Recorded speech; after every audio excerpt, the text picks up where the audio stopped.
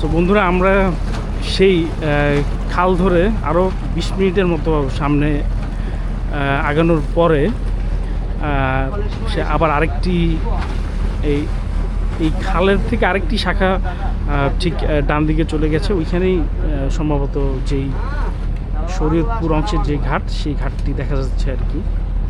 তো দূর থেকে আমি যদি একটু জুম করে দেখাই, ওই যে ঘাটটি দেখা যাচ্ছে আর কি। আমরা ঠিক ওই জায়গায় নামবো আর কি। ওকে, তো আমরা প্রায় 1 ঘন্টা 30 মিনিটের উপরেই ছিলাম ফেরিতে। এরপর ফেরিটা হচ্ছে শরীয়তপুর ঘাটে এসে নামলো। এটা হচ্ছে সেই শরীয়তপুর যে ফেরিঘাট, সেই ফেরিঘাটের অংশ। অনেকটা চাঁদপুরের ওই সাইডটার মতোই মানে দেখতে।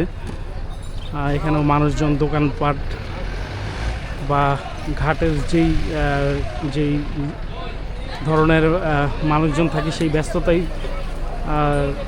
দেখছি। তো বন্ধুরা, এখন আমরা আছি হচ্ছে শরীয়তপুর যেই মাছঘাট, সেই মাছঘাটে।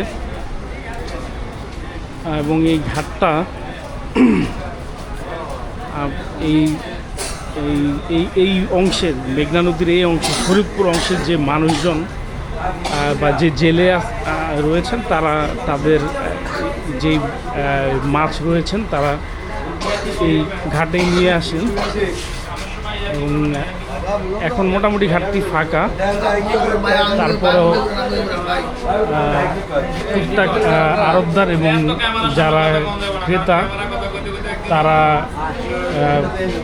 আছে আর কি। শুধু ঘাটটা এখন ফাঁকাই আর কি। এটা ব্যস্ততা সকালবেলা একটু ব্যস্ত থাকে।